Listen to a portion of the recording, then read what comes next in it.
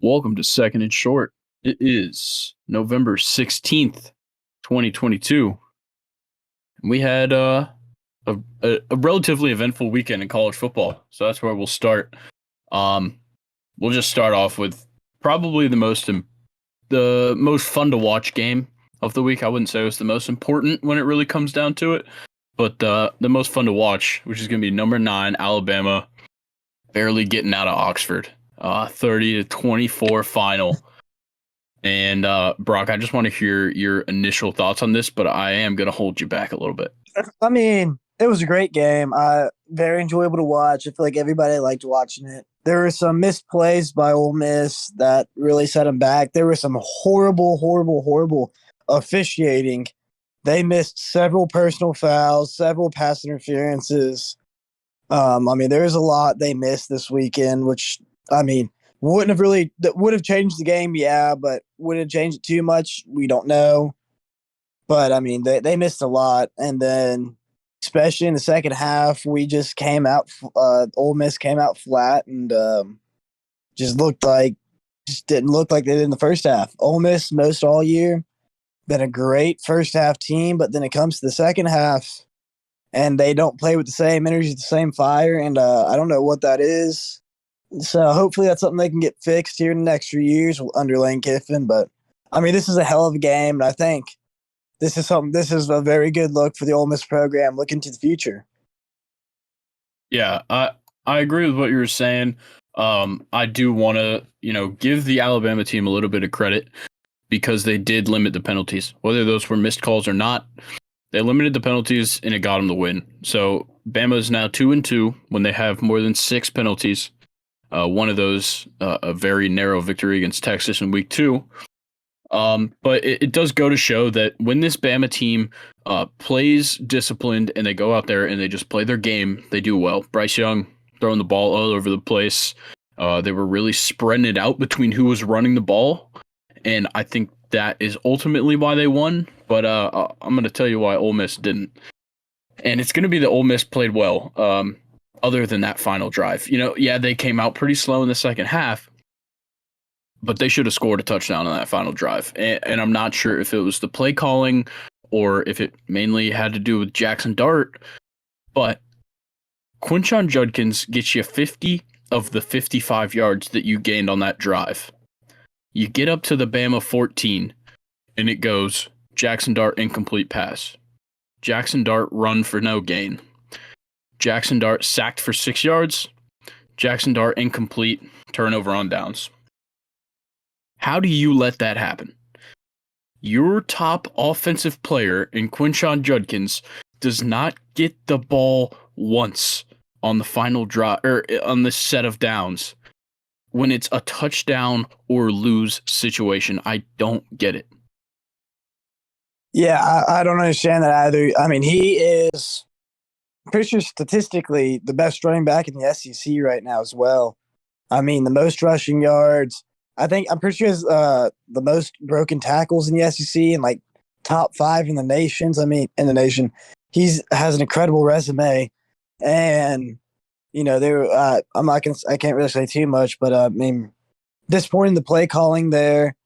But there's a lot of good things to take away from the game too for both sides. I think this definitely shows Bryce Young is still an amazing quarterback, as well as I think it's time they definitely need to get rid of Bill O'Brien as your coordinator. Yeah. I swear, in that second half, they let Bryce Young start calling the plays, and they look so much better. Yeah, they definitely had a shift after the half. But this just continues the very long history of Saban just kicking the hell out of his former coaches. So we'll probably just leave it at this, is that Lane cannot stop getting humbled by Daddy. Something I do want to say that right before we end this goes back to last week. I'm pretty sure I said this about Michigan. That's what makes Nick Saban so great. He's able to go into halftime and make the adjustments to win the football game. And that's very few. I don't know why, but it's very hard for. I'm not a coach right now, obviously, but it is very hard for a lot of coaches to go into the locker room and make those adjustments at halftime to make his team better and give him the opportunity to win.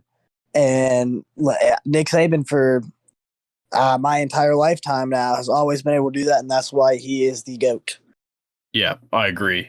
So we'll move on to probably the most important game of the week when it comes down to Selection Sunday coming up in a couple of weeks. It's going to be number 4 TCU beating number 18 Texas 17-10. And my initial thought, like when I read 17-10 and then I realized this was a Big 12 game, I probably would have believed you first if you told me it was 1,000,000 to 1,000,001 before I believed you when you said it was 17-10. I have to agree. I was not expecting it to be that low scoring, but I'll give TCU this. They were able to go into Austin and pull out a win there. That is what they needed on their resume to prove they deserve to be a top 4 team. Yeah, I agree. And we kind of almost downplayed their ability last week, saying that Austin is a tough place to play. And, we didn't see the greatest stuff out of TCU's offense throughout the season. And this was another game where we still didn't really see great stuff out of the TCU offense, but the Texas offense was horrible. You had Quinn Ewers, 17 for 39, 171 in the air, 1 interception. And then your star running back, I believe he's number 1 draft prospect in Mel Kiper's early big boards. He's only got 12 carries for 29 yards. Like, that is ridiculous. And then on top of that, Ewers only had 3 receivers catch a ball. Yeah, that's something that you gotta have offense to win a game, but for TCU, that's like I was just mentioned. They really did this win, and they really came and showed up. Their offense played well. Do not get me wrong. I think they could have played a little better, but they needed this. They really showed that defensively they belong there as well. They really stepped up. That defense stepped up when they needed it, and they were able to get that win. And I think that is really big for them. I think that might put them at a higher ranking spot than what we would imagine. Not too sure still. I still think that the committee is going to just keep it how it was after these results from this weekend. I do want to give a shout out to Kendre Miller, the running back for TCU. He had a great game, 21 carries, 138 yards with a touchdown, and that touchdown was a 75-yard touchdown run. So he kind of was their primary source of offense. Duggan was 19 for 29, 124, and 1 passing touchdown. But yeah, I think this is kind of the game that will most likely lock it up for TCU. I don't see them losing any more of their games, except maybe I'm not too sure who it's looking like they'll play in the championship right now. But I don't see any teams in the Big 12 really beating them, especially after this game. I fully agree. I think they're going to be able to run the table here. I don't think, like you said, I don't want to sound like I'm repeating, but I agree. I don't think anybody's really going to be able to step up to the plate in the Big 12 here to knock them off. We move on to who we thought was going to be the representative of the Pac-12, possibly in the college football playoff, which is Oregon.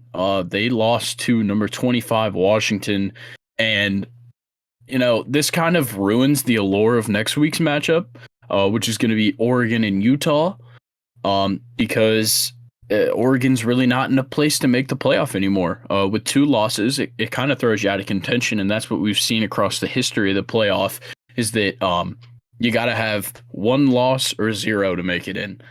The only 2-loss team that can make it to the playoffs this year is Louisiana State University. If they win the SEC championship, they deserve to be in playoffs. Yes, agreed. I want to talk about Washington's quarterback, Michael Penix. He transfers here from, I believe, Indiana was where he was at last year. And, oh my God, did he have a day. 26 for 35, 408 in the air, and 2 touchdowns. Yeah, he had the interception, but he had this offense rolling. And this was a Pac-12 game, about as Pac-12 as it gets, because it doesn't matter who you play any week in the Pac-12. You don't know who's going to win. and you've just got to keep fighting. It's a game of execution in the Pac-12, and one mistake will lose you the game. Doesn't matter when. Oh yeah, 100%. I mean, I haven't really given Pac-12 too much love at all since we started this, and I think everybody can see now. I don't believe USC will make the playoffs. There are too many good one-loss teams ahead of them. I think the Pac-12 is always going to be just kind of there. I don't know if they're ever going to really produce a contender anytime soon. Maybe USC or Oregon one of these years in the near future can surprise me, but it's not really looking like they're going to do too much.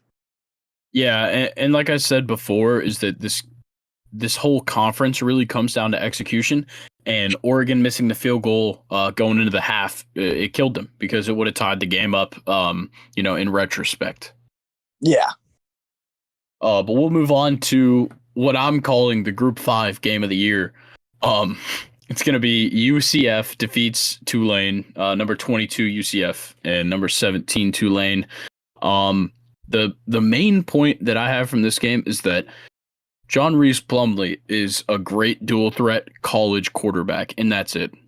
Yeah, John Rhys Plumlee, there's a lot he needs to work on still. I agree, he is a great college dual threat quarterback. But I think when it comes to the possibility of going forward into the future to the NFL or somewhere like that, he definitely has a lot of work in his passing game. But I mean, he's a really fun guy to watch. I wouldn't be surprised if he ends up in the CFL or those smaller league football, the USFL or the WWE one, XFL. I mean, he's a fun guy to watch. So I wouldn't be surprised if he makes something like that. But I just could not see him really doing too much in the NFL. Yeah, I agree. And now that he's a redshirt senior, he doesn't have much time left. But one place that he also could go is the MLB. He played baseball at Ole Miss. He's going to be playing baseball at UCF this year. And he didn't play great at Ole Miss, but coming out of high school in Mississippi, the number 4 prospect in the state, he's got a chance to probably go pro and at least play a few years in the minors and just see where that goes. Yeah, I mean, he's one heck of an athlete. So I wouldn't be surprised if he makes it somewhere to play sports. But we'll have to see. He's got, like I said, he's got a lot of work in football. He's a great baseball player, but he was just on the Ole Miss team when he was there was so good. It was hard for him to get it. I mean, I'm pretty sure he was behind an All-American. And then the next year, there was a freshman All-American that we recruited to come in and that played over him. So, but he definitely, being down at UCF, he's got a chance in both football and baseball to be able to go to the next level. And I think the best thing about UCF being, they're a good school and all, but I love that Auburn fired Gus Malzahn, made a whole big deal about it. Now Gus Malzahn's probably going to go to a New Year's Six bowl game, has nothing to worry about, and he's still being paid by Auburn. Yeah, exactly. Gus definitely got the nice end of that stick. But the last note I've really got from this game is that Michael Pratt, the quarterback for Tulane, looked really good. 23 for 39, 236 in the air, 3 touchdowns. He had a great game, and they just fell short, mainly off the back of John Rhys Plumlee having like 180 rushing yards. Yeah, I think, both these teams, the Group of 5, I would 100% say these are the 2 best Group of 5 teams out there right now. I think not playoff worthy, but I do believe, they both have really good coaches. With Gus Malzahn, he has the national championship under his belt. And then, I forgot the head coach's name at Tulane, but he coached at Georgia Southern for a while. When he was the coach, Willie Fritz, that's his name. Yes. He was the head coach when Georgia Southern moved up to Division I, won the first Sun Belt Championship. The first year he was the coach, won Georgia Southern their first bowl game. Then him and Georgia Southern decided to part ways, goes to Tulane, and has been having a lot of success at Tulane. He's a good coach, and I think Tulane's just going to do nothing but get better under him. Yeah, I agree. I I've started to see Tulane a lot more in the last couple of years, and I'm pretty excited to see what they can do. They're definitely a team that I think, with Texas and Oklahoma leaving the Big 12, I could see Tulane hopping in to fill a spot. I mean, and they have a very good spot for recruiting. They're right there in New Orleans.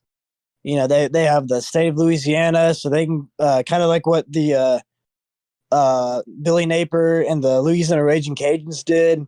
They would keep the top players in Louisiana that don't go to LSU. They would keep. They still want to stay in Louisiana, so to go to the Raging Cajuns, play there. So we'll see what Willie Fritz can do and keeping that team. How he keeps them going.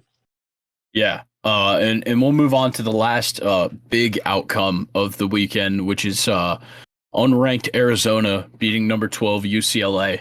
And obviously, like we've said before, and we've said with the Oregon game, is this is just another weekend for the Pac-12. Yeah. Like there's no defense on UCLA's side this whole game, and it completely screwed them. Dorian Thompson-Robinson looked good. He didn't look great. On the other side of the field, Jaden DeLaura looked amazing, something that we really haven't seen from him this season. We've seen him in the past. I believe he was there last year. And then definitely this year, we've seen a couple of good performances. We haven't seen him had a game like this. 22 for 28, 315, and 2 touchdowns. Like, that is some very good numbers from a team, or from a player on a team that had, I think they have 4 wins now. Yeah, I don't even know if they'll make it to bowl game, but hey, that's the highlight of their season. They'll always remember that when they were able to beat number 12 UCLA. Something else there is I think they're back on the come up, or at least I hope I don't jinx them, but I really hope they are.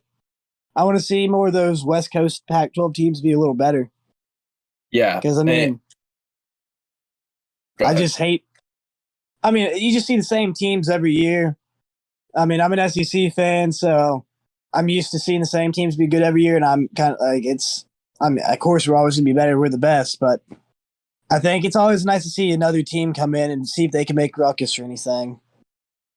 Yeah, for sure. And then we can just kind of run through the top ranked outcomes. So number 1, Georgia goes into Starkville, completely kills Mississippi State. There's not really much to talk about. The Georgia offense looked great. I didn't really think that Kirby Smart was going to try and dig Mike Leach's grave, but they did. This game just yet again goes and proves that all those doubts that people had about Georgia there for 3 or 4 weeks about not being the best team in the nation, that was all just, I don't know, that just this proves everybody can calm down. Georgia's doing fine. They just had a little hiccup in there, but everything is back to normal, back to scheduled plan. I think Brian Kelly said it, winner or championship teams aren't made in September. They're made in October, November. And I mean, look at Georgia now. They're looking like a great team. They're looking exactly how I expect them to look in every game this year. And I mean, for on the Mississippi State side, they look like Mississippi State. I really don't think they're going to do anything with Mike Leach. They're probably going to keep him there for another few years because, I mean, Mississippi State's not really a destination job. It doesn't have the best recruiting spot. It's number 2 in the state of Mississippi. So, it's always, so I think they'll keep Mike Leach there. He'll keep getting, some good players and all that, but I don't think they're ever going to be at any better than 8-4, 7-5. Yeah, I totally agree. I think Michael Leach's offense kind of has a shelf life, and for right now, kind of looks like it's expired. But we'll move on to number 2, Ohio State, just walking into playing Indiana and just beating the brakes off of them. Yeah, I mean, Indiana had that one magical season during COVID year. They had the quarterback that we were just talking about. Oh, yeah, Michael Washington. Penix. Yeah, Penix, great quarterback, brought him to the Outback Bowl, looked good. And then they, yet again, fell flat. I don't know what's going on up there, but obviously 2020 was a fluke for them. But, I mean, I don't think they're not really a big news story. So, good credit to Ohio State for just showing that they're the best team in the Big 12 or Big 10. So. Yeah, Big Ten. The real spotlight is on CJ Stroud's kind of bounce back from that, the tough weather conditions last week with Northwestern. Comes out 17 for 28, 297, 5 touchdowns passing. So a great performance from CJ. Still kind of making his case for Heisman. Especially because him and Blake Corum are the only Heisman candidates that are on an undefeated team, and one of them is not going to be on an undefeated team by the end of the regular season. But we will move on to Blake Corum's team, who absolutely stomped the hell out of Nebraska. Like, it was 34-3. Michigan really didn't have to do anything in the second half. They were up 17-3. They put up a couple more points on the board, but Nebraska didn't have a chance. I mean, to reiterate what I said with Ohio State, this just goes to prove that there are only two good teams in the Big Ten, and that being Ohio State and Michigan. They proved over the year they're the only two who get top 25 recruiting classes. I mean, congrats to them. Just gonna play each other. We'll see how it is. I mean, good for them for being. They're both great games for them, but I would like to see their conference get a little better. Yeah, it's hard to do that when the East is just in such a bad position right now. Of course, you have Nebraska and Wisconsin fire their coaches, and then Iowa's offense is just the hardest thing to watch. So it's tough to watch any of the teams in the East right now. But the Big 12 championship, especially for the last couple of years, is on rivalry week. Yeah, I definitely agree. I mean, you could say the same thing about the SEC there for a while. It was going to be either Auburn or Alabama or LSU there for a while back in the probably like 08 to 2019. But now, that we have Georgia is coming back, Tennessee coming back. It's like the SEC is starting to look a little better. And same with these other conferences, but still the Big Ten, it's kind of always just been Ohio State and Michigan. And even with them in the next few years adding UCLA and USC, probably just still going to be Ohio State and Michigan. Maybe USC if Lincoln Riley can do keep getting some recruits there, but we'll see as this all unfolds.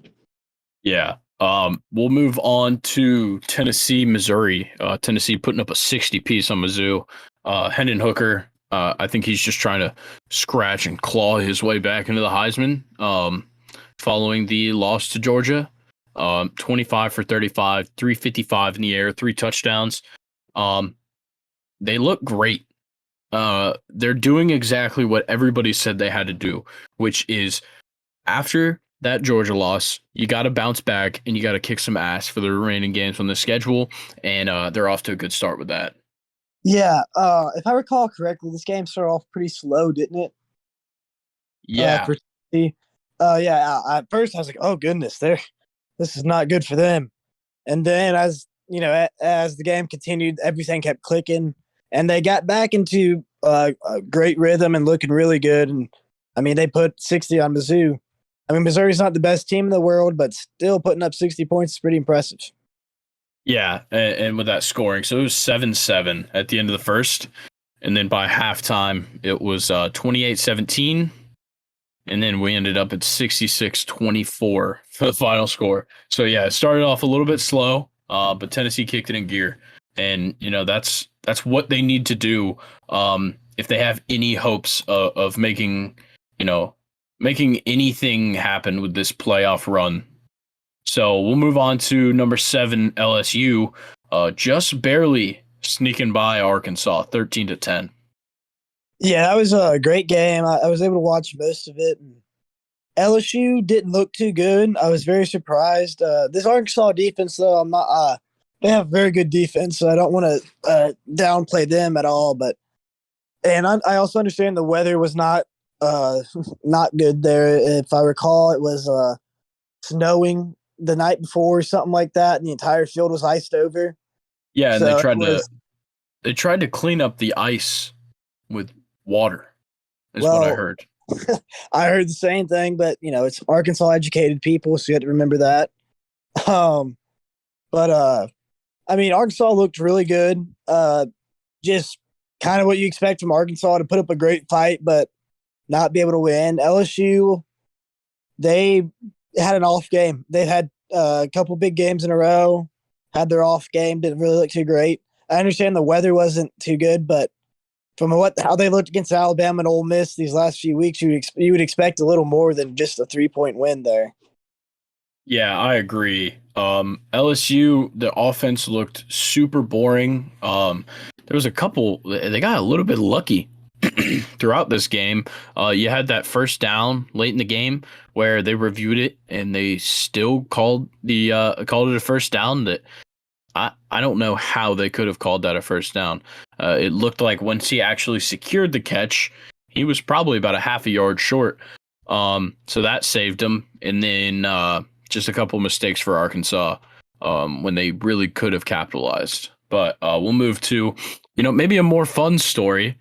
The Vanderbilt Commodores beating number 24 Kentucky for their first win in the SEC since 2019. Yes, go Vandy. I've been wanting to be decent again for a long time. Yeah, it makes the SEC East a little bit more fun when the lower teams are just beating up on the betters. Yeah, I don't know what has happened to Kentucky, but ever since that loss to Ole Miss, they've just been in a nosedive.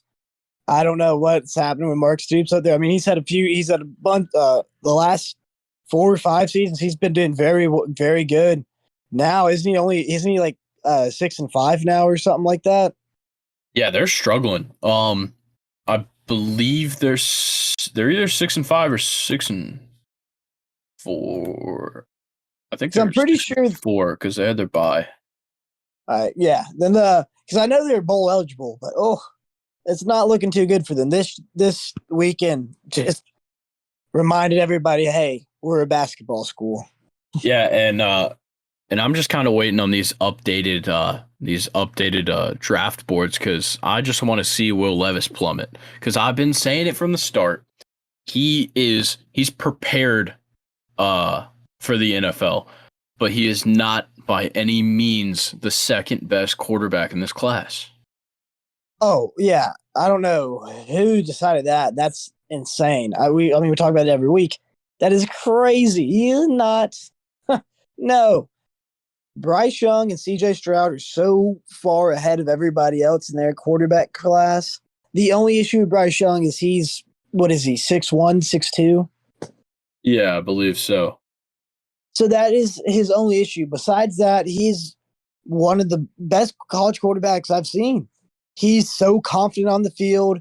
He can direct everybody and just looks, when he's out there, he looks so professional. Nothing bothers him. Nothing gets to his head. He looks great. And then it's like when I was watching the Ole Miss Kentucky game, Levis didn't really look like that. You could tell he was scared in certain points. He was stressed. He was panicking a little on the inside. Made a stupid few plays because he was panicking. You don't see that with Bryce Young and CJ Stroud as much. Yeah, Will Levis he hasn't really impressed me at many points. He's obviously had a couple of good games in these last 2 years, but nothing really sticks out to me. Yeah, I fully agree. All right, well, we're going to move on to the NFL Week 10 review. It starts off on Thursday Night Football, a game that I wanted to forget about so much that I almost didn't put it on the prep sheet. It's going to be Panthers beating the Falcons 25-15. As a Falcons fan, I tried to just completely block this game from my memory. So the only thing I want to say is shout out Donta Foreman, playing pretty well as the replacement for Christian McCaffrey. Yeah, that Thursday night was a rough night for me. Not only did my Atlanta Falcons, suck per usual, I also had the Georgia Southern game on, and they were blowing the game too. So I was trying to escape football with another game, and every time I switched over, we just kept doing worse on the other game. But yeah, the Falcons just did not look good. It's just that I think that's the best way to put it. They didn't look good at all. I mean, I get the weather was not what you wanted. It was a rainy game, but I mean, they just look terrible. Yeah, and I don't even want to talk about any more of it. So we're gonna go ahead and move on to the first Germany game in the NFL, which is Bucks Woo. Seahawks. And there's not too much to talk about from this game. The Seahawks offense, this is kind of the first time that we saw them look a little bit boring. Kenneth Walker wasn't really getting all that involved, wasn't really breaking away for any big runs. Gino was just kind of, excuse me, Gino was just kind of doing his thing. But I think the real story is that this Germany game was a big deal out there. Yeah. People loved it. I want to say that I saw that 3 million people tried to buy tickets to this game. Yeah, I saw the crowd outside the stadium. I don't remember what account posted it, but the crowd outside the stadium was insane. And then I believe this like they were past capacity there. That was so crazy to see that another country like that another country be this involved in American football. Yeah, it's awesome to see, and that Allianz Arena is a beautiful stadium. Oh, I watch a little bit of European soccer, and whenever Bayern's playing a home game, I love to just see that stadium. It is a architectural masterpiece. But we'll move on to what I'm gonna claim is the best game of the year thus far in the NFL, which was Vikings Bills, 33-30 Vikings in overtime. yeah, that was one hell of a football game. I Yeah. think the Bills kind of threw it a little bit there. They could have won, but there's just some bad plays by Josh Allen. Yeah, he slipped up a couple of times, and I want to say that a little bit has to do in part with the injury. Obviously, he's been aiding this this injury in the past week, but you know, I don't blame them for not taking Josh Allen out of the game. He obviously still did his thing. 29 for 43, 330, one touchdown. He had the 2 interceptions, and then he also had 6 carries for 84 yards. So he is still the only reason that the team was in competition with the Vikings in this game. Because the Vikings offense, their core looked amazing. Kirk, out of nowhere, 30 for 50, 357 yards with a touchdown and his normal 2 interceptions. And then you got Dalvin, 14 carries, 119 on the ground with an 81-yard touchdown rush. And then Justin Jefferson, 10 receptions, 193 and a touchdown. So you got to give it up for this offense on both sides, really. And we also saw 2 of the best catches of the year so far in this game. Diggs has that just straight max vertical one-handed grab, catches it on like the front of the ball. And then obviously the Justin Jefferson one that was all over social media all of Sunday, which is where he goes up one hand, brings it down out of the defender's hands, fully contested for the catch. Mm-hmm. I mean, that's why people like to watch football. Those amazing plays like that. It was just crazy. It was crazy to watch because you're like that. There's no way. Yeah, and the aftermath of this game really presents a question that I think the Vikings have definitely been a team that people are questionable about so far this season. But after this win, do you think the Vikings are a Super Bowl contender? I kind of think they've have all year. They have the tools. They have the people. We'll just have to. I mean, that was a great game. Did they played at the Bills, didn't they? Yes. Yeah. So I mean, in an away crowd, and not it's upstate New York, so probably not the warmest ever either. I mean, they looked very good. I think all season they're proving that they might be able to go. I don't know if they'll go all the way, but they might be able to challenge some people that were expected to be able to go all the way. Yeah, I agree. I think that at this point we got to take them seriously. Their only loss being to the Eagles, who we'll talk about later. But yeah, the Vikings looked really good. The offenses looked really good these past couple of weeks. And, there's nothing that I see on the Vikings that says that they can't do it. The defense, obviously, you can't really gauge a defense when they're playing against Josh Allen because he's a whole nother monster. But it looked pretty good considering you're playing against Josh Allen. Yeah, I was about to say, I mean, for playing against Josh Allen, keeping him only down to 33 points is pretty good. I mean, and what they really did is they got the stops and they needed to get the stops. Exactly. So we'll move on to the Lions beating the Bears 31-30. And I know the Bears lost, but you got to keep putting the spotlight on Justin Fields. It seems like Matt Eberflus has kind of set up an offense that is working very well for Justin Fields. Yeah, you can definitely tell that is happening because he didn't really do too much last year. Didn't kind of start off the season slow this year. Now he's looking much better as the season's progressing, and I think it's just everybody getting used to one another, just everybody finally gelling. And I think they'll. I don't think they're. I mean, they're the Bears. I don't know if they'll ever really be the greatest team, but Justin Fields, I said it when he got drafted. I still thought he needed another year in college, and then he could come out to the pros and look much better. I still believe he could use that extra year in college, but I mean, he's looking really good right now. So I cannot say I'm not going to hate on him at all, but I still believe he need that one more year in college to get ready. Yeah, I think it was more of like a developmental thing. He played the year at Georgia. Well, he was at Georgia for a year. I wouldn't say played, but and then loses the starting spot to Jake Fromm, goes up to Ohio State.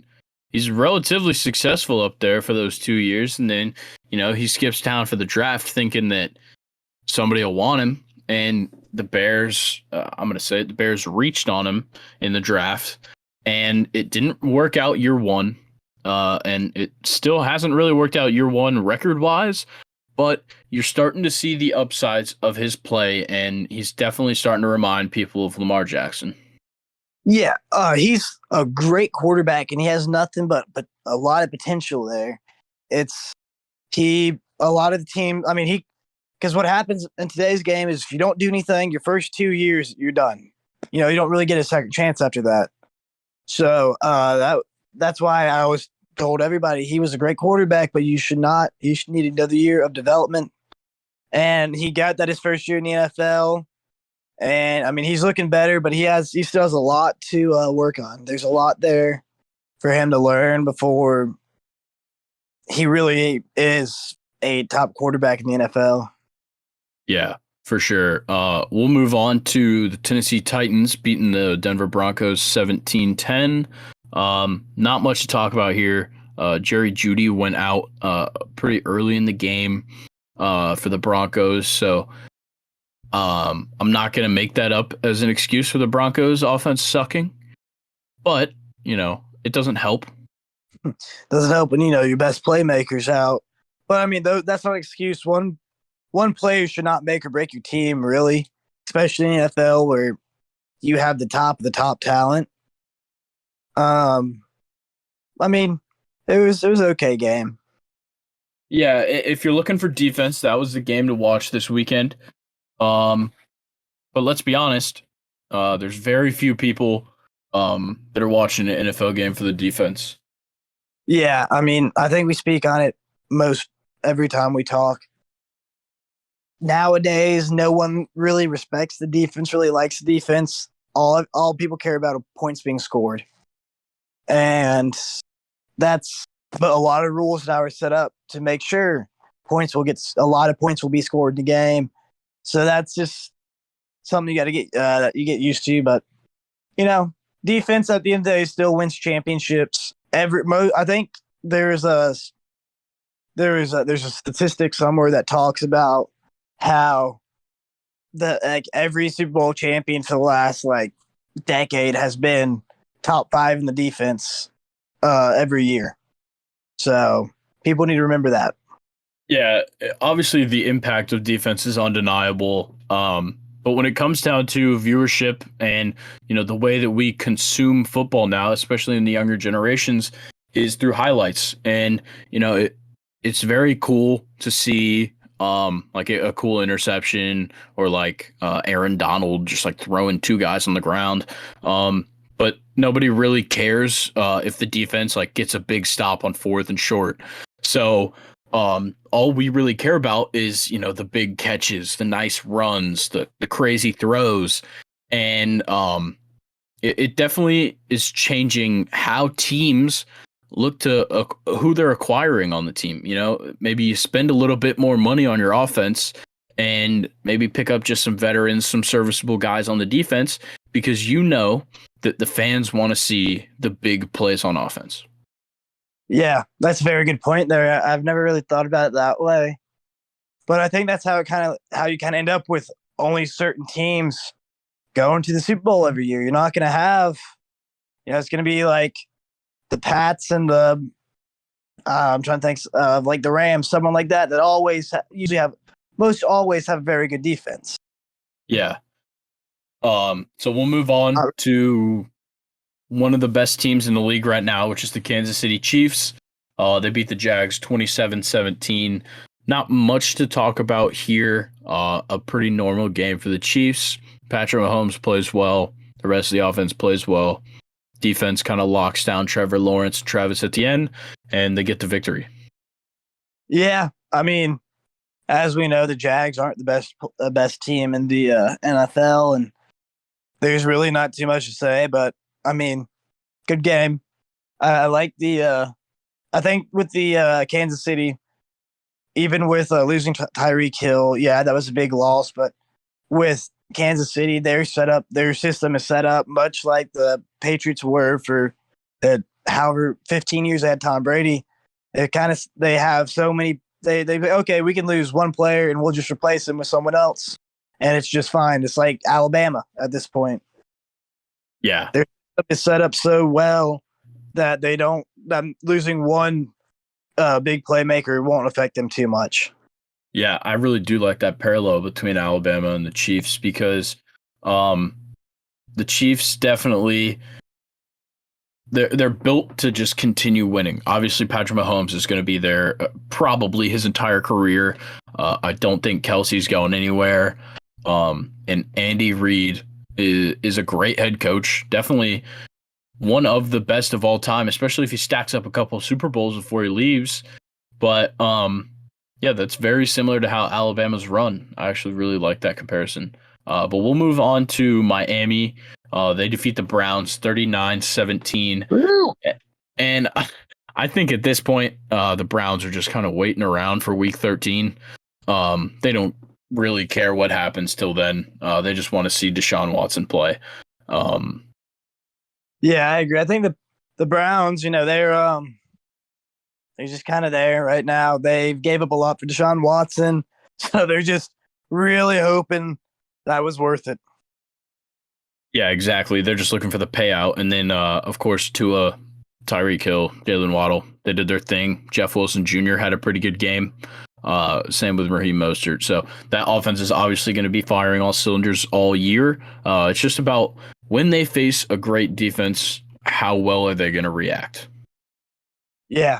I believe ESPN posted this the other day. Now, is it true that they think all 4 teams in the East will make it to the playoffs? Is that really a possibility right now? So it's actually it's a little crazier than just all 4. It looks like all 8 teams between the AFC and NFC East will make it, because the only team right now that is outside of the playoffs, like by the standings, is the Commanders. After that win against the Eagles, puts them half a game outside. I believe that's what the stat was half a game outside of the playoffs in the NFC. So yeah, there's a chance that 8 teams between the AFC and NFC East all make it into the playoffs. That is just crazy. You want to talk about like the SEC? other people are going to start getting pissed. Yeah, I don't think anybody really saw this coming either. You know, the last couple of years, the NFC East has been horrible. And same with the AFC East, with the exception of the Bills and the Patriots a couple of years back. A couple of these teams have really turned themselves around, and you know, we're seeing it right now. Yeah, I agree. I never in a million years, if you would ask me 2019, 2020, if someone had told me this, I would have laughed in their face. I never would have believed that. Yeah, for sure. And, you know, getting to one of these NFC East teams that's really surprised people, it's the Giants. Giants beating the Texans 24-16. The Texans suck. That's the only thing I really have to say. Dameon Pierce is good, and that's about it. Yeah. Hey, Houston's got baseball. That's all they need. Yeah, they won a World Series. Super Bowls don't matter. And then on the Giants side, Daniel Jones has a great game. Saquon had a great game. I think they just got Kenny Golladay back. But the Giants do need to be looking out. I know Xavier McKinney, it looks like he might not come back this season after what was called a freak accident on the bye week down in Cabo San Lucas. Yeah. Yeah. Yeah. I really like the Giants. I've always kind of liked him because Eli Manning was there, and you know you can't not like Eli Manning. He's the really nice brother. Well, you can say that because you're an Ole Miss fan, but I'm sure there's plenty of people, probably some Patriots fans, that aren't quite a big fan of Eli Manning. Hey, he only cost them 2 Super Bowls. I think that's okay. They can be okay with that. But you know how they are. yeah. But I really like this team, and I really want to see them do well. I like Daniel Jones, but I have never really been sold on Daniel Jones. He's a good quarterback. I think it's kind of like we talk about Kirk Cousins, except for Kirk Cousins doing really good now. He can get you the wins when you need the wins.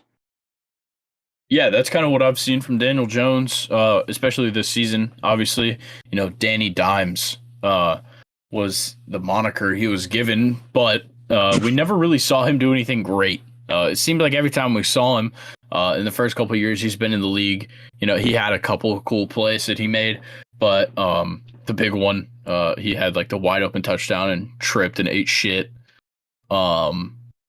And like that was the highlight of Daniel Jones' career up until this year. But I think he's actually developing, and I think that Brian Daboll has a part in it. Obviously, Brian Daboll, the former offensive coordinator with the Bills, turns a guy that played at a mid-major college in Josh Allen, ended up, you know, becoming the guy that he is now, which is a perennial MVP candidate. And, you know, obviously Duke is not mid-major, but they suck at football. And Daniel Jones comes from Duke, goes to New York, kind of a coaching carousel in New York.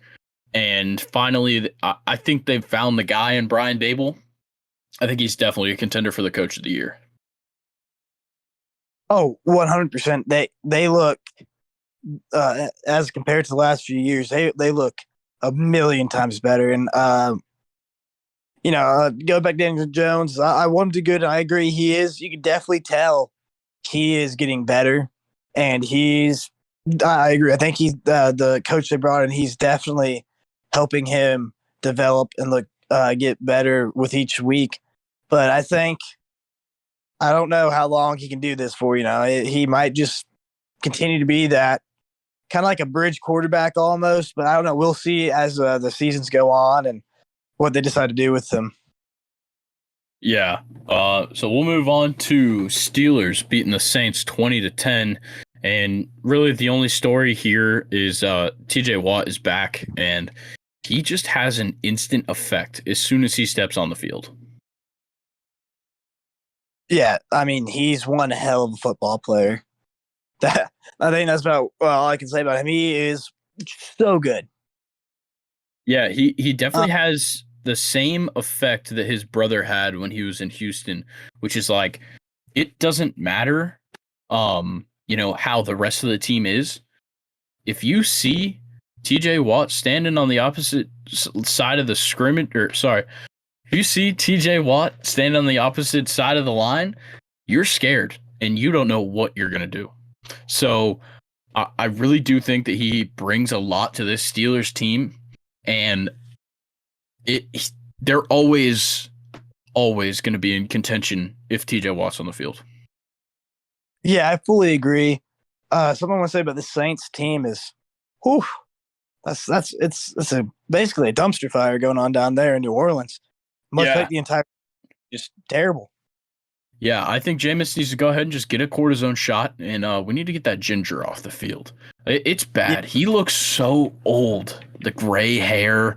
Like, please just get him off of the football field. Yeah, he should have retired years ago. Yeah. We'll move on. Oh, no, go ahead. I was going to say, it's just weird to me to see it because the whole time I've been watching NFL, the Saints have always been one of the top teams, and with Drew Brees retiring and now their head coach last season, Sean Payton, it's just they got to figure something out down there because New Orleans fans are not used to this. Yeah, they're not, and the last thing we need is people in New Orleans acting more crazy. Yeah, trust me. So we'll move on to Colts Raiders. The Colts beat the Raiders 25-10, and in Jeff Saturday's debut as the interim head coach, I'm going to say it right now: one more win, and he might earn himself the job. Obviously, they're playing against the Raiders, which have not looked good this year, but it kind of seemed like he had those guys going. Yeah, definitely. I mean, one thing you look for when you look for a head coach is someone the players will play for. And as we saw in that game, it looks like, I mean, it was just the Raiders now, so I don't want to say anything too crazy, but it appeared to me that the players wanted to play for him and wanted to win for him. Yeah, I agree. And I do just, when I saw that, like, right before, I believe, right before Frank Reich got fired, maybe it was right after, Sam Ehlinger was still the starting quarterback. So I'm just going to keep believing that Jeff Saturday walked into the facility, told Sam Ehlinger to get the fuck off the first team, got Matt Ryan up off the bench, put him in the game, and then they won on Sunday. Yeah, I mean, I'll always have a soft spot for Matt Ryan since he did a lot for Atlanta. And that's not only the Falcons, but the city as a whole. But, I mean, I think I said this last week. I still going to hold to. I still believe he probably should have retired while he was close to being on top, because now he's just kind of he's going to kind of be remembered as, just stayed around too long. I kind of wish that if we were going to trade him away, we would have done it 18, 19 when he was still, he still had at least another 5, 6, 7 years instead of, opposed to 2. And we could have gotten more picks for him. There were other people we could have picked up there, but we decided not to. Yeah, and I think that's a problem that the Falcons have had for years in the past, and I want to put that on Thomas Dimitroff because he did a horrible job when he was the GM. But Terry Fontenot inherited this team. They still had Julio, still had Matt Ryan, and they're both guys that most likely should have been gone even before Terry got there. But I do want to talk about Josh McDaniel for a second because he is driving this Raiders team into the ground. He sucks. Yeah. Like, the Raiders last year, they probably would have been very good if John Gruden knew how to hide his emails. But they definitely were a good team last year. And I don't think Josh McDaniel works. And I think that unless they get to, I'd probably say 5-12, I think Josh McDaniel is going to get fired. Yeah, I mean, I have to agree with you. If Gruden doesn't leave last year, they're possibly going to the playoffs. And then he just, then they had to fire him, of course, in that whole issue. But you can't have a team that's kind of on the come up and then you get in there and just, nosedive there. That's terrible. Yeah, and obviously this is a very similar team to what they had last year, except for that they added a top 3 wide receiver in the league, and now the results are just moving backwards. It doesn't make sense to me, and I think it starts at the top. Well, I think it starts at even higher than that. Like you can't have your last 4, 5 first round draft picks no longer be a part of your football team. Yeah, I mean, some of those they couldn't really avoid. A couple, one in particular. Well, yeah, that one, of course. But like, I mean, you look at that, it's like, yeah, I know not every the first rounder doesn't always try to be great, but the odds of you having 4 or 5 in a row, with the exception of one that deserves not to be on the team anymore, no longer a part of the team, that's terrible. Yeah, it is. But the last thing I want to do is sit here and spend 15 minutes talking about the Raiders. So we'll go into a game that I don't want to spend too much time on, but I do want to highlight a little bit, which is going to be the Cardinals beating the Rams 27-17. And the only reason I'm going to talk about this game is because it was the battle of the backups. You had Colt McCoy start for the Cardinals, John Wolford starting for the Rams, and we even got a little bit of Trace McSorley there at the end. Yeah. Man, the Rams, dude. I don't think I watched this game, but wasn't Cooper Kupp out for it? I'm not sure if he was out the whole game, but it came out today, I believe, that he's getting ankle surgery. Yeah, so there goes the Rams season. So if it wasn't already done. Oh yeah. It was already about to go to the shitter, and then now it's completely gone because they just I understand the Super Bowl slump, but they really said, hey, let's take this and run with it. Yeah, like it looks like Matthew Stafford aged 10 years in the offseason. Maybe he was celebrating a little bit too hard, but yeah, he does not look good. And then obviously he gets hurt. Wolford has to start. I don't think anybody saw these teams looking this bad once we got to this point in the season. Last year, these teams met in the playoffs. Obviously, the Rams won the Super Bowl. Cardinals definitely had some things with that team that were promising. Obviously, DeAndre Hopkins ends up being out for the first 6 games. You've got some pretty good running backs, James Conner, Eno Benjamin. Yeah, I think we said this a few weeks ago. Nah, go ahead. Oh, sorry, I was cutting out, so I thought you stopped talking. No, you're good. I think we said this a few weeks ago when we were talking about the Cardinals. The coach there hasn't really had too much success anywhere he's went. Why do they really expect him to do better in the NFL?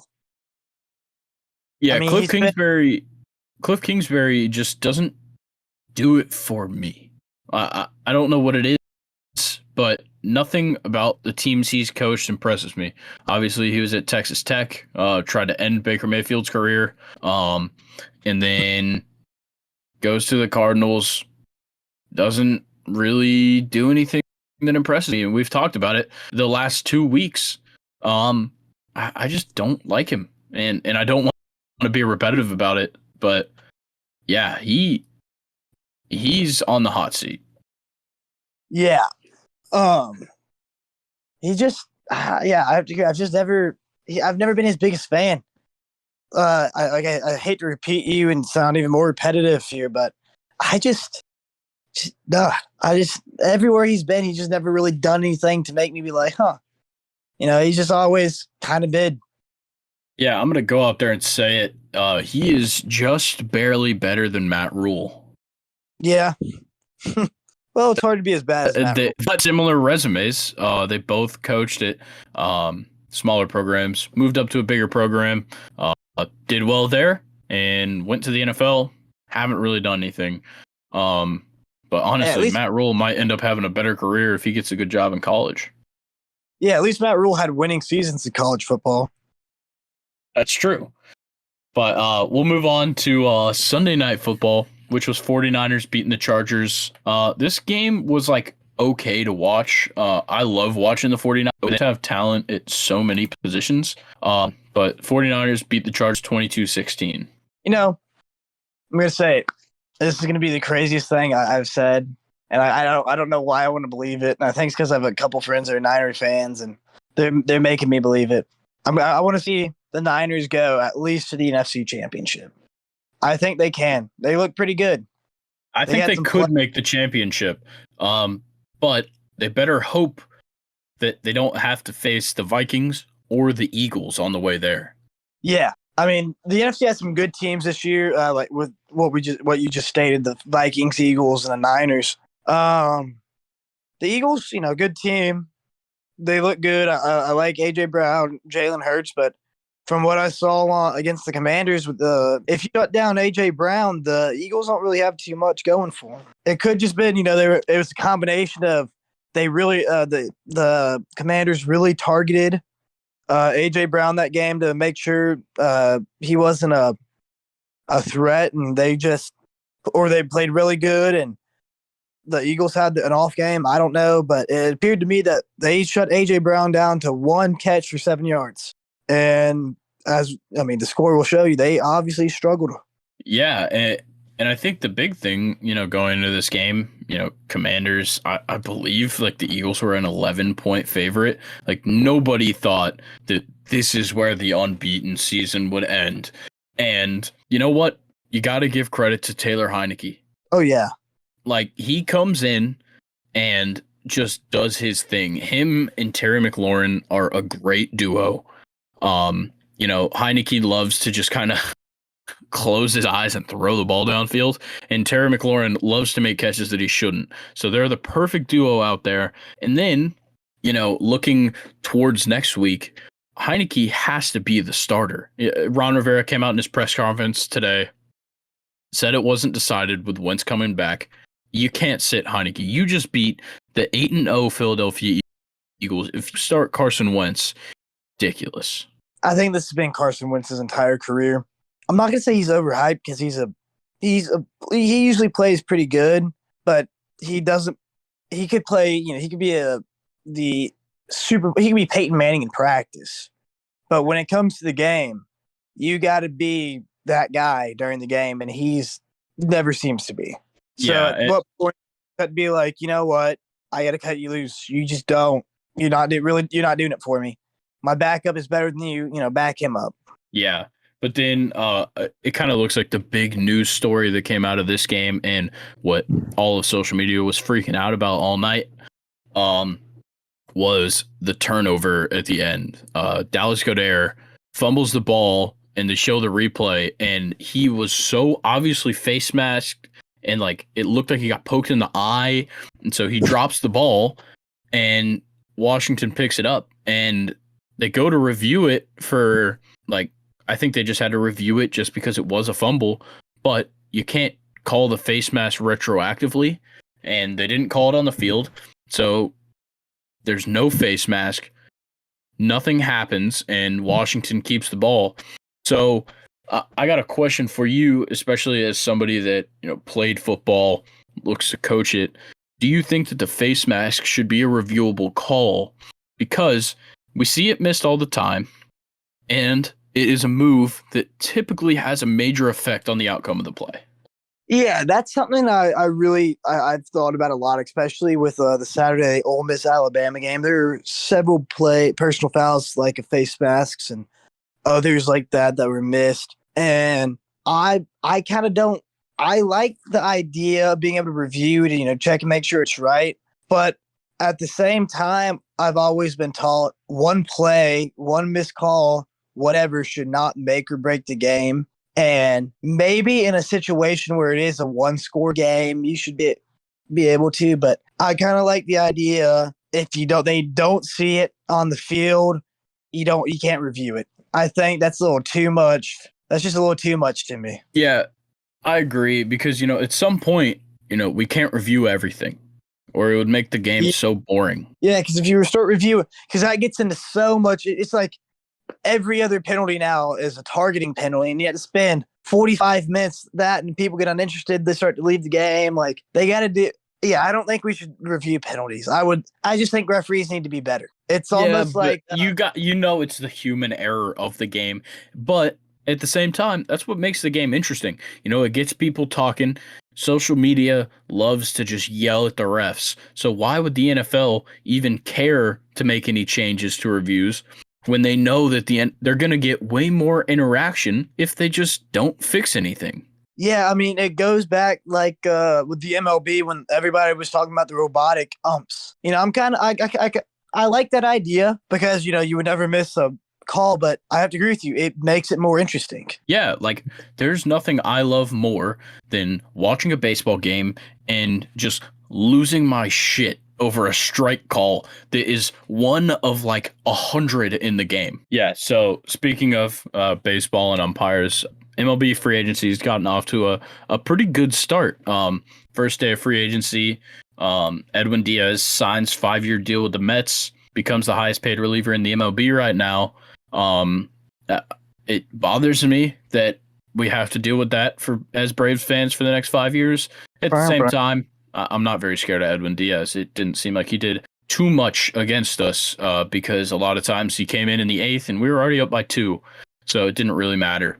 He never really affected us as Braves fans, but I mean, good for him.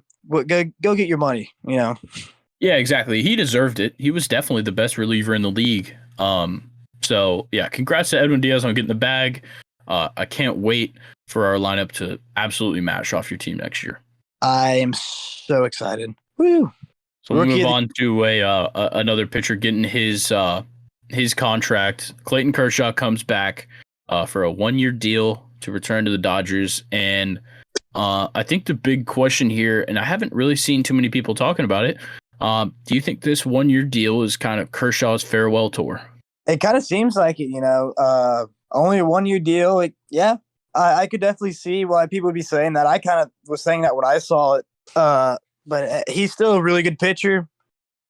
He could have a few more years left in him, I feel, if he wanted to, but it's up to him. We'll see. We'll see how this season goes for him.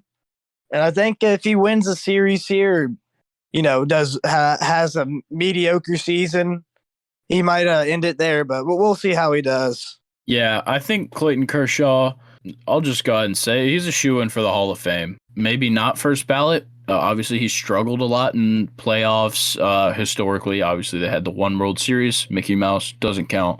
But, yeah, he's definitely a Hall of Famer, one of the best pitchers of our generation. And, I'd hate to see him go because he is good for the game. The social media guys love talking about him. I don't know what commentators on national broadcasts are going to do when they can't talk about him and Matthew Stafford playing youth baseball together. So, I definitely respect Clayton Kershaw a lot. But I do think this is his last year. I've said this before for other people in sports. You just got to find your time where he's just like, you know what? I've done everything I can do. I have a World Series. I have however many awards he has. He's got an MVP. Yeah. And then he's just like, I have all this. I have done better than 99% of the every other baseball player in the history of baseball. What more could I want? I just want to go spend time with my family. Yeah. So I'm going to get into a couple of Braves moves that have happened so far. First off, Braves bringing back franchise favorite Jesse Chavez to a minor league deal. And he's only on a minor league deal to save a little bit of money, but he's going to be on the main squad. Oh, yeah. I love Jesse Chavez so much. But we'll move on to a newcomer to the Braves. Nick Anderson signs a 1-year contract with the Braves, and he's coming off a pretty rough season this year with the Rays. But a year before this past year, he was very good on the Rays. He's a solid reliever. For some reason, we just love taking pitchers from the Rays. So, yeah, I don't know why we don't just keep doing it. Yeah, I'm all about stealing people from other teams. So why not? Something. Our bullpen was a bit of an issue this year. We gave up a lot in games we should have won. We gave up a lot of points, and I mean that's always been not always, but the last few decades since the greatest pitching rotation ever in the history of baseball we had in the '90s. Ever since then we really haven't. We've always had an issue of giving up too many points in the middle innings. So that is definitely something we need to work on as a baseball team. Yeah, for sure. And then another pitching acquisition for the Braves. They trade Jake Odorizzi, who was horrible for us after we traded AJ, or no, not AJ Minter, sorry, Will Smith for him to the Astros. We trade him, Jake Odorizzi, to the Rangers for Colby Allard, who was drafted by the Braves in 2015, spent a few years here. I believe he got traded to the Rangers, and now he's coming back. I don't know why we really traded Will Smith for Odorizzi. I agree with you. He really didn't do too much for us at all. Good for Will Smith, though. He got his second ring back to back. Yeah, that is pretty cool for him. We'll move on to Tyler Anderson, starting pitcher for the Dodgers. Well, now the Angels. He's been really good the past 2 years with the Dodgers. Obviously, he really shined this year. But it looks like the Angels just want to keep picking up a pitcher here and there, and hopefully get Mike Trout past the first round of the playoffs. Yeah, it really looks like the Angels. It's like the Angels trying to show people they want. They're like, oh yeah, we're definitely trying to make some moves to get to the playoffs. So they do. They pick up a few good players. To look good with Ohtani and Mike Trout, but like the story will always be, they're not going to be that good because they're not putting too much at.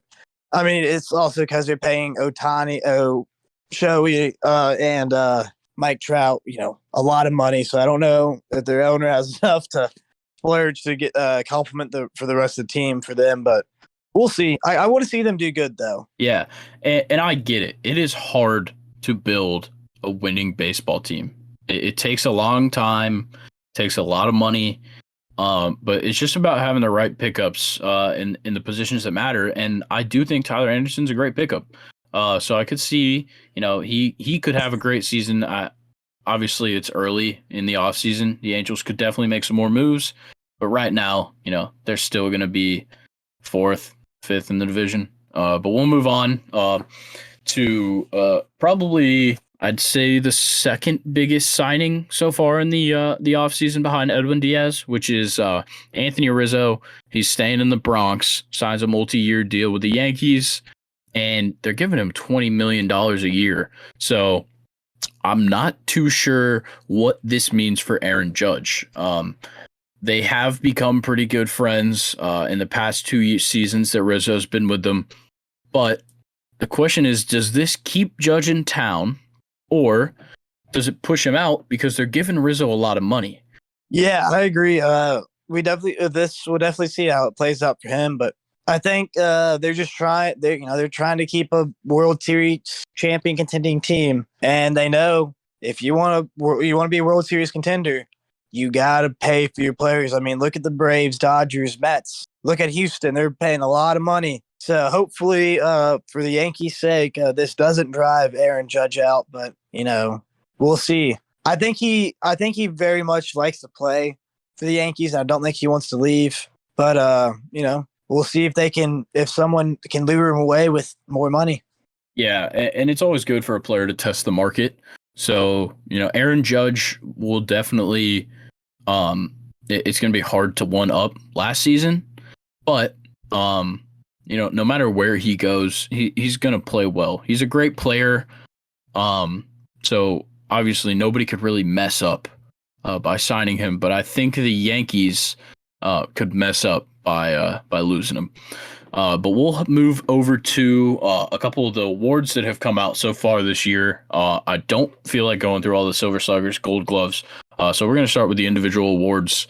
It's going to be AL Rookie of the Year, Julio Rodriguez, and he got 29 of 30 first place votes.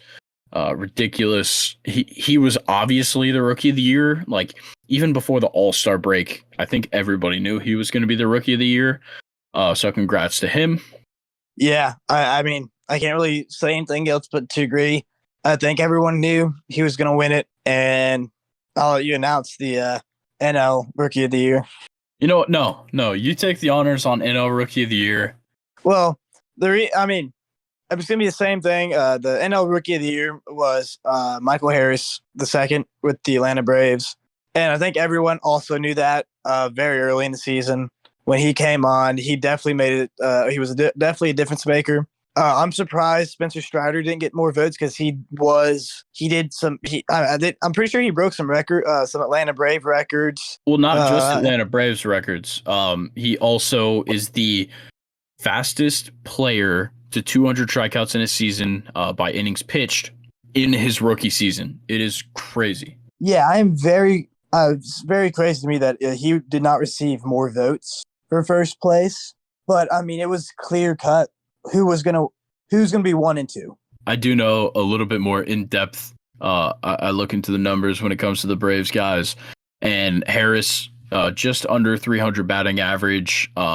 Comes up, I believe it was early June, and that's about the same time that Strider moved into the starting rotation from the bullpen, and they both hit the ground running.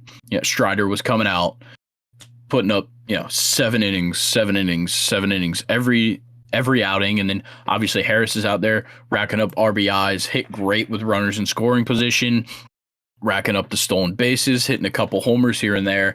And I think what it really boiled down to is Michael Harris played every day. Obviously, Strider can't really do that as a pitcher, and I think that's what gives the hitters an advantage in the Rookie of the Year race. And also Strider being out for that last month of the season probably set him back a little bit in this. But Michael Harris getting, I believe it was 21 first place votes, Strider getting 8.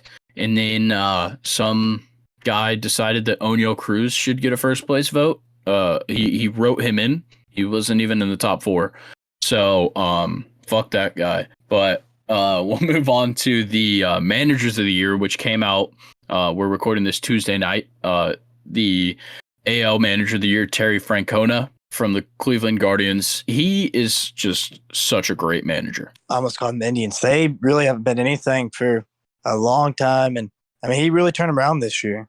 Yeah, for sure. And they had the great season in 2016, obviously making the World Series. And I believe that was the last time that Terry Francona won manager of the year. I could be wrong on that, but yeah, they were amazing this year, and they really surprised a lot of people. Obviously, the AL Central, it looked like a weak division, but really what was happening is all those teams were just beating each other up. The Guardians looked great against the Yankees in the playoffs, and definitely some iconic moments. But yeah, big up to Tito for winning another manager of the year. And then one more, the NL manager of the year, which came out while we were doing the podcast, is Buck Showalter. I don't want to give him any spotlight. Fuck the Mets. You should have never come back to baseball. Yeah, I agree. I don't like the Mets at all. I mean, he only got it because they were terrible last year and then they were good this year. I don't really think the Mets are going to win a series anytime soon. They got to beat the Braves and they got to beat the Phillies. So I just don't think they can do it. Yeah, I agree. And it makes sense that they give it to Buck Showalter. I get it. Snitker already has won his. Dave Roberts, if they really wanted to base it off of the team with the most wins, he'd get it every year. So I don't blame them for giving it to Buck. But we're going to move on to a new segment. We're calling it State Your Claim. So every week we're going to pick just, an opinion, a prediction, anything like that, just a take in general. And you got to stake your claim. So you make this claim, we'll see what happens. So Brock, I want to let you go first.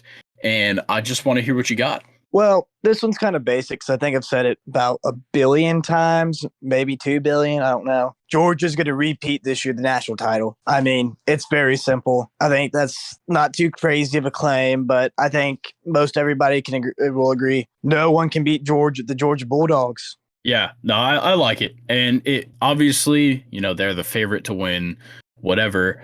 But there's definitely competition. We don't know how this Georgia team squares up against, Michigan, Ohio State. I don't even want to say TCU because I think Georgia would just blow them out of the water. But you don't really know. And that's kind of the best thing about college football is that you're not going to play everybody. Whereas in the NFL, there's a good chance that you probably have played before in the season every now and then when it comes to the Super Bowl. Yeah, in the college football playoff, a lot of times it's your first time seeing this team. maybe in years. So you don't know much about any of these players. And there's never really a certainty when it comes to the college football playoff. I'm going to go ahead and stake my claim. My claim is that Jim Harbaugh is on the clock. All right. He finally brought him up to the big stage. You know, they're a winning program now. You know, he was kind of on the hot seat for a couple of years when it first started at Michigan, where people were like, is he really going to bring us, you know, to contending even just with Ohio State? And, you know, they get the win last year. They're up there this year. They've got a great defense, some great running backs.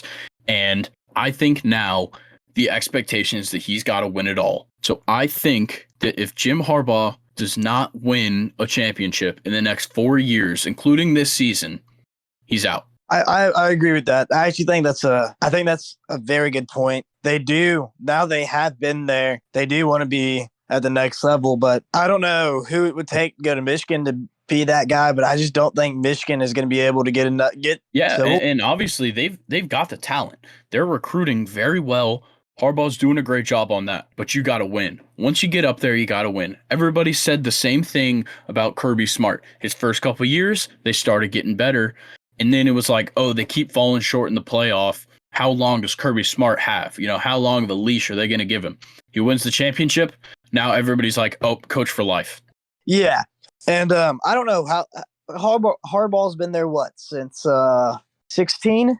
Yeah, I want to say he was either 15 or 16. So this is either his 6th or 7th year, right? Yes.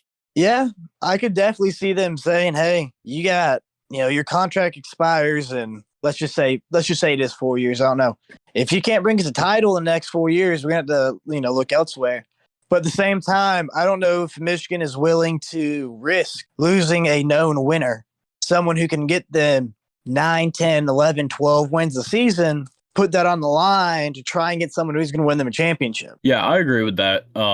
I would understand why Michigan would be hesitant to get rid of him, but this is a program that obviously Jim Harbaugh knows this as an alumni. This is a program that expects to win. They've been a top program in the past, and if they don't start winning, I got a feeling the boosters are going to turn on them. We've seen the boosters turn on plenty of coaches, you know, the big money coaches especially. Jimbo Fisher comes in, now it looks like the boosters are turning on him. Every coach that's ever gone to Texas other than Mac Brown, all of the boosters will turn on you if they've got the money. And at Michigan, those boosters have the money, and they'll send your ass to the curb if you don't start winning. I think what's really going to be telling for him is if he can keep being Ohio State. Exactly. Now that he's broken the streak and he went to the playoffs, can he do it again and make it to the championship? I think if he can at least make it to the championship, he'll buy himself another 2-3 years, bare minimum, if not more. Yeah, I totally agree. So once again, just to say it one more time, Jim Harbaugh, you got 4 more years to win a championship or you're out of here.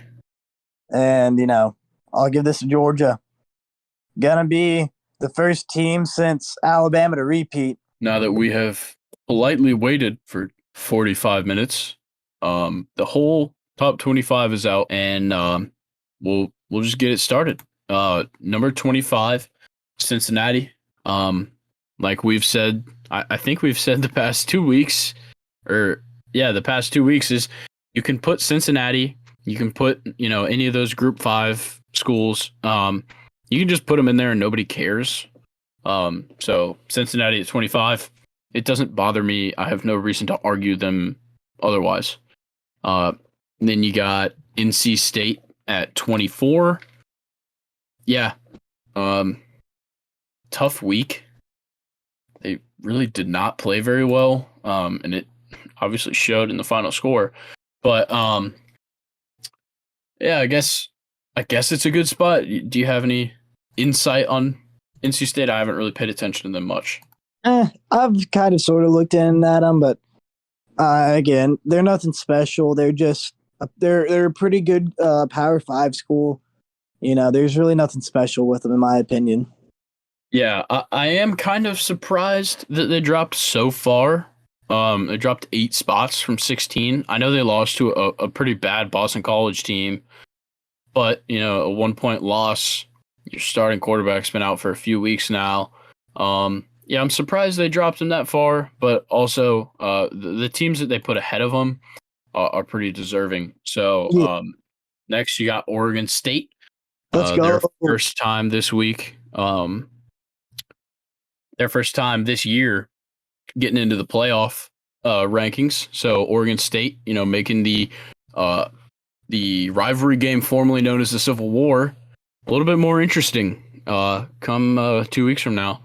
Yeah, I think that'd So be really yeah, go good. ahead. Sorry for interrupting, but yeah, I know we were talking about it during the reveal the rankings, but that game is gonna be very good.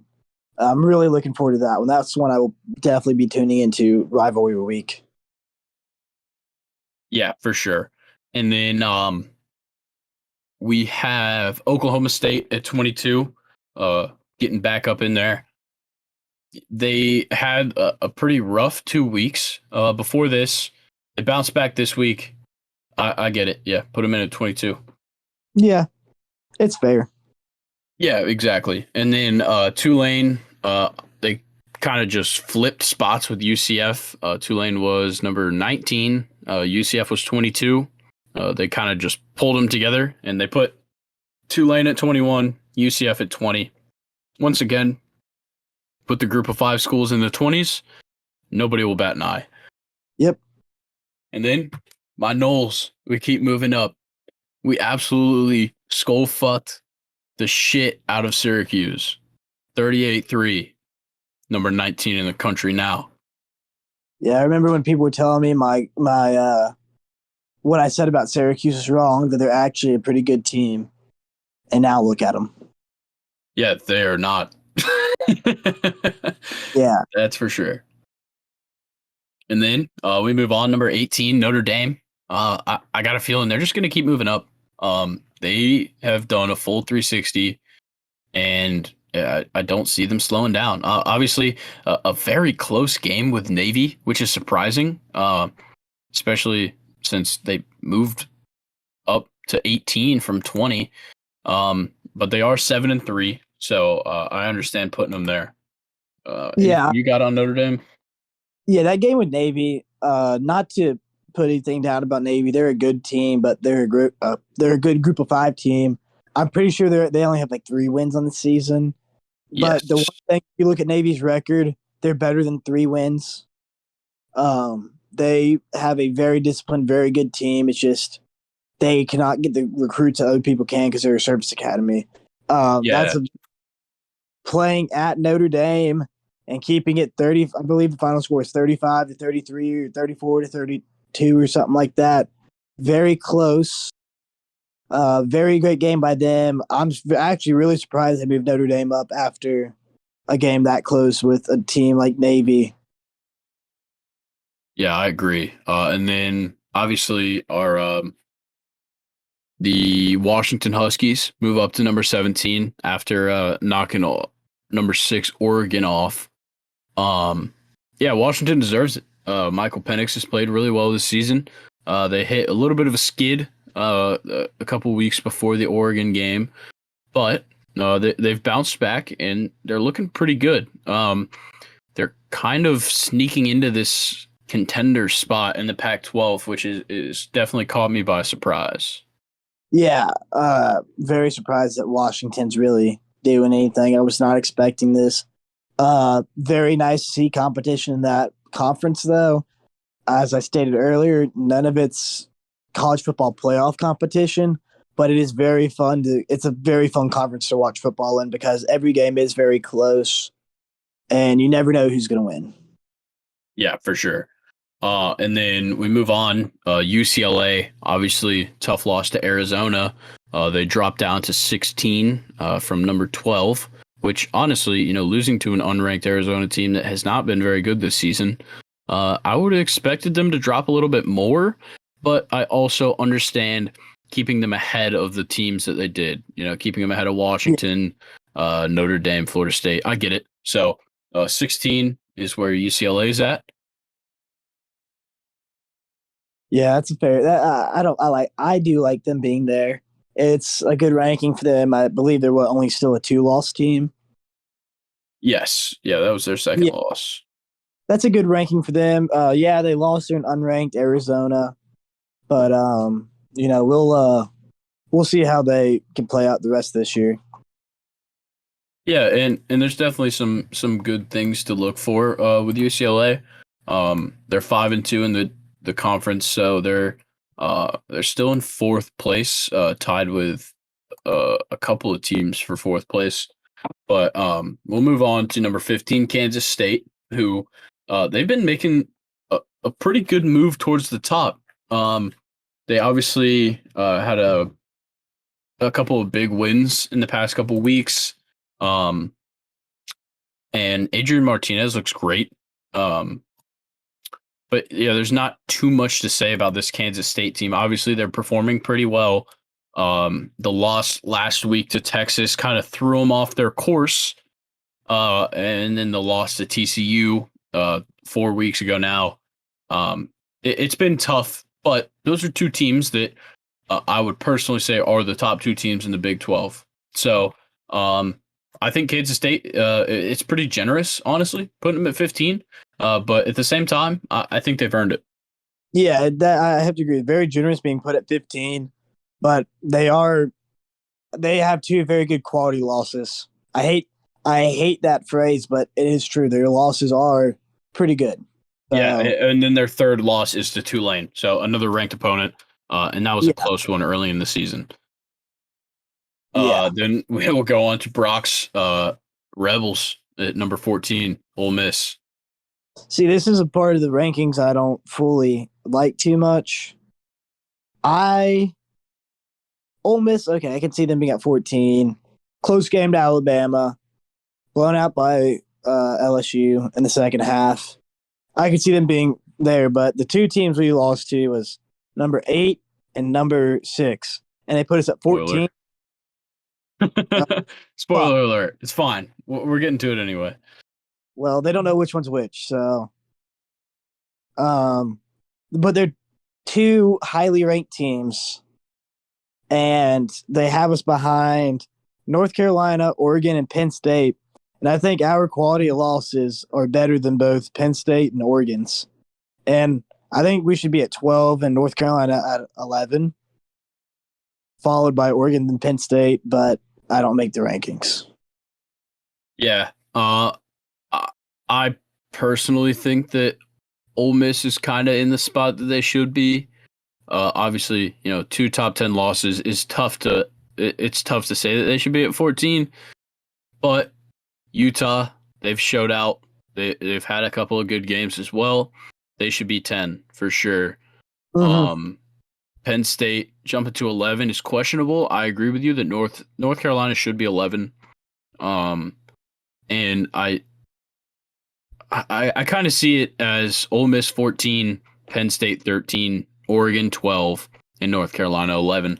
I want to give credit to Penn State because they have had good weeks outside of their losses. They just shut out Maryland 30-0. So they were rewarded heavily for that, but I do kind of think they deserve it. Yeah, it's going to change again here in the next few weeks. Let's just say Ole Miss goes into Arkansas, blows out Arkansas. The games that every week they change, but yeah. Yeah, for sure. And with the way it's set up right now, the top half being 13 through 1, I could see it not moving very much for the rest of the year. Until rivalry week and conference championships. Yeah, conference championships. This probably won't move I know rivalry week is next week, but really only probably the top 13 will stay the same. Yeah. So number 13, I already said these, 13 through 10, but 13 North Carolina, it is where they should be. Obviously, you could say that at 9-1, they should be higher. I agree, but they're in the range they should be. They're not a top 10 team. Yeah. But I think they should be at 11, but I'm not going to argue that they should be over Penn State and Oregon because I do value Oregon and Penn State's 2 losses. Yeah. Oh, excuse me. I have to agree with you. I think to basically reiterate what you said, I think 11 through 15, all of those could be interchangeable, and we would all agree. Yeah, for sure. So we're just going to kind of rush past these to try and get into the top 10. So Oregon's at 12. They should be lost to number 25. They shouldn't be as penalized as losing to an unranked opponent. Penn State at 11. You could argue whatever, but you shut out Maryland 30-0. You get rewarded, and they did. But we'll move into the top 10. And number 10, Utah. The Utes. Yeah, I like Utah at 10 for sure. Obviously the early loss in the season to Florida, it looks really bad now because Florida sucks. But I think you can cut them some slack. Obviously the Swamp's a tough place to go to, especially in week 1. But they've bounced back really well. They've had some great wins. They've given USC their only loss, who's a team we'll get to soon. And yeah, I think Utah's really good and could definitely shake some things up with the Pac-12 come championship week. Yeah, I really like Utah there. Personally, as we show in our own top 10s, I would flip Clemson and Utah because I think if Utah and Clemson were to meet in a bowl game, Utah would win. But that's just personal opinion. But I mean, agree. right now, I definitely think what we said earlier, top 15, 16 really will probably stay the same through bowl season. Yeah, I agree. I don't see much shifting happening unless obviously one of these teams has a tough loss. Obviously, Utah, Oregon is this weekend, so you could see those 2 teams flip possibly, or you could see Oregon maybe drop out of that top 13. But no matter what happens there, we get to number 9, Clemson. In my ranking, I had Clemson at 9. I think that's right where they should be. Clemson and Alabama, though Clemson has 1 loss, Alabama has 2. They are probably going to sit next to each other for the rest of the season. Definitely. They're both good teams, but they're having a bit of an off year. I think we can both agree on that. I think the difference between them is next year Alabama will probably be better. They will probably make the changes that need to be made, while Clemson stays kind of stagnant, goes again. Can go undefeated to the ACC, but you also have some other teams on the come up. Maybe lose another game, maybe another 2 games, and we'll have to see next year. But I think I agree with you. They're going to be next to each other. They're going to have a fun Orange Bowl. Yeah. Yeah, for sure. That leads us to Bama at 8, and once again, right where they should be. 2 losses, 2 teams that are ranked ahead of them. Bama's in the right place. Obviously, they won in Oxford this weekend, so you get some brownie points for that. You get to move up 1 spot only because Oregon lost. But yeah, they didn't do anything that would propel them above anybody else. Yeah, I'm just gonna go ahead and spoil the next ranking as well. I really just haven't seen too much with USC. Southern Cal, good team, big transfer class, good coach. First year of this too. I just think Alabama. I think another one, like if they were to meet in a neutral site in a bowl game, I think Alabama would be able to beat them. But again, that's just a personal opinion. They take into account everything and their whole method. I just go by who I think would win if they were to play head to head.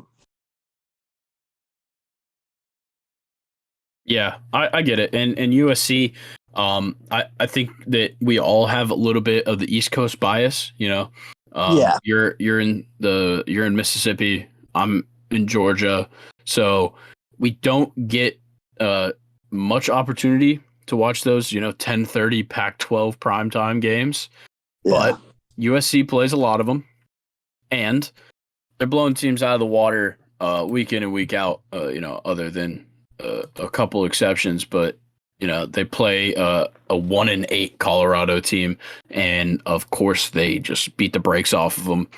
But we'll move to number 6, LSU, and personally, I thought that with LSU playing such a close game to an unranked Arkansas team, and USC also playing an unranked team, granted Colorado's much worse than Arkansas, absolutely blown them out of the water. I think that should have moved USC to 6. Well, I think what last week showed us the Ohio State game is they do take the weather into their opinions, and that shows LSU went into the weather changed dramatically literally overnight in Arkansas. It went from a beautiful 60-degree weather day to it dropped below 40 during game time, and they got snow that morning. The field was iced. So I think that definitely shows what all they take into account when they make the rankings. Yeah, I agree. But we'll move on to number 5, Tennessee. I feel like the top 5 was very predictable after these games were done. Once TCU won, obviously Tennessee had a great week, but you're not going to go over an undefeated Power 5. Yep, I agree. So Tennessee. Oh, go ahead. So I was going to basically reiterate: great game, looked great, and at the end of the day, the top 4 will be who's undefeated. And I think whoever in top 4 loses first, Tennessee takes their spot because they lost to number 1. Yeah. So TCU, like I said, was at 4. They earned it. They beat Texas, ranked opponent, stay undefeated. I think TCU is the real deal. They didn't put up a ton of points, but I still think they're very good. I don't see them losing any more of the games. I think Texas was their biggest test here at the end of that schedule. So TCU probably hold on to that 4 spot unless they lose, which is what all of Tennessee is hoping for. Yeah, I definitely agree. That test that they definitely had a test there in Austin, playing in front of 105,000 Texas fans. They will get out of there with the win, though it was 17-10, not really showing their big powerful offense that they've been showing all season. They were still able to win the game, and I mean that's what matters is they were able to go into a very hostile environment and come out with the win. Yeah, and on their remaining schedule for TCU, you got Baylor this coming weekend. You got Iowa State the week after that, and then we'll most likely see them in the Big 12 championship game, especially with second place being Kansas State at 5-2. I don't see them falling out. So actually, yeah, they've clinched a spot in that championship game. So we will go on to the top 3, which is obvious: Michigan, Ohio State, Georgia. So Michigan 3, Ohio State 2, Georgia 1. We all saw it coming. In my opinion, I think that Michigan should be over Ohio State. On my predictions, I did exactly what I thought the College Football Playoff Committee would do, which is just keep Ohio State there, because the last thing they need is a bunch of fans, scratching up their tree. Yeah, well, I went with what I believe is right, not what the government tells me. So, I mean, I think Michigan's the better team, though whoever wins stays in the playoffs. So we'll see that. But I think it's going to be a great game, and I think we'll see how good Michigan's defense truly is when they play Ohio State here next week. Yeah, I agree. We'll move. Anything you want to say about Georgia at number 1? Anybody who thought they shouldn't be number 1 at any point in the season is terribly wrong. Yeah, they had a few hiccups there in mid-season, but I think I said this earlier to quote Brian Kelly: winners aren't made in September, they're made in October, November, or championships. And this is where everything is coming together for Georgia. Everybody's back together, playing for each other, and they're looking much more comfortable than they did there in the middle of the season. Looking much like they did against Oregon in the beginning of the season opener. Yeah, exactly. The whole team just seems to be firing all cylinders. The defense is solid. The offense is actually doing what's right and what they need to do to win. We saw what the offense did last week against Tennessee, and they put up the points they needed, but they didn't keep going. This game, Kirby wanted to run it up. 45-19 final score. It's not surprising to see them win by that much. I think it is more surprising that we do often see Kirby kind of take his foot off the gas. And, we saw it against Tennessee, but he didn't this week. He didn't give in, and I think he just wanted to show everybody that they don't give up. Yeah, I definitely think that was a good move by him to make sure he didn't step off the gas pedal here to prove, we are the best team in the nation. Everyone should be scared to play us when they play us. That's what he tried to prove with that win over Mississippi State. And I really like that because at some point you do need to just prove. Because, he was like I was saying earlier, those middle of the year games where he was winning by touchdown, 3 points, whatever. Because he was just kind of being soft, kind of letting them be in the game, keep his players healthy or whatever. But now I guess they feel like they got something to prove. And going forward for Georgia here, their next game is who do they play this weekend?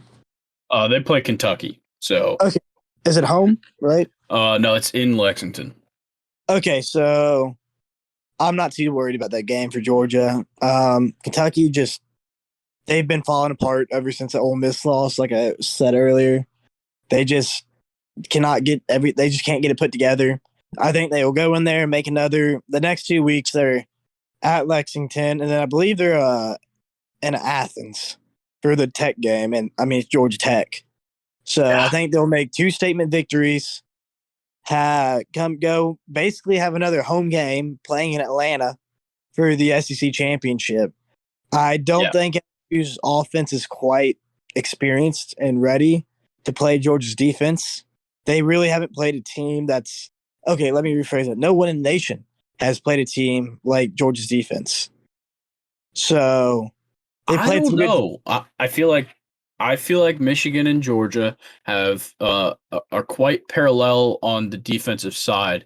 They're very similar, but I think that Georgia's offense edges out Michigan. I still think that Michigan's offense is a little bit one-dimensional. We haven't seen J.J. McCarthy have to throw the ball. He's primarily doing it with his legs, and we saw that this week Georgia doesn't have to run. They only carried the ball 33 times, 179 yards, and most of those yards came from Ladd McConkey's 70-yard rushing touchdown. So Stetson, he did it in the air, and I think that's another reason that Kirby didn't really take the foot off the pedal, is that he wanted to show everyone that it's not just a run game that they've got. Stetson Bennett can throw the ball, and he can win games. They didn't take him out this game, even though they had a pretty good lead in the fourth. They just kept going. Yeah. But what I was getting at is basically until the national championship, Georgia really shouldn't really have to worry because the next 2 games, they're away, but not really. First off, not really in an intimidating environment. And second, not really against good teams. And then their next game after that's the SEC championship in Atlanta, which is a home game for Georgia. And then if they'll most likely end up in the Peach Bowl, which is going to, again, be another home game for them. So they're looking at really even Georgia Tech will be a home game for them. So they're looking at one more away game. And then basically. Well, Georgia Tech is a home game. It's in Athens. Oh, yeah. So, they have. Sorry, I misspoke. So they have one away game, then 3 home games, basically. Yeah. No, it's lining up very well for them to get back into the national championship. It's just about who they play, and I don't think it really matters. I think they're going to win. I agree, but I honestly believe, I think, I don't know what they're going to do here because your options are one, either Ohio State or Michigan will win, one will lose. Who would you rather see in the matchup of Georgia versus Tennessee, part two, which would be a hell of a game, or Georgia versus Michigan or versus Ohio State. Yeah, that's a tough thing because we can say that the top four is locked up all we want, but if one of the teams in Ohio State versus Michigan, if one of them kind of takes a big win, the other one might fall out, and maybe Tennessee sneaks up in there. Yeah, definitely. Well, that I think they refer to it as the game. That's going to be a big game for really the playoffs to just see who Georgia's going to stomp in the championship. Yeah, for sure. So we'll move on from just talking about the teams. We've ended the last week, and now this week we're going to end it again with grading our top 10 predictions. So, Brock, if you want to go ahead and give out your grade, we'll start off with you. Well, I got a 30%, but this time I got all top 10 right. Yes, all of your teams made the top 10. It just the order wasn't quite there.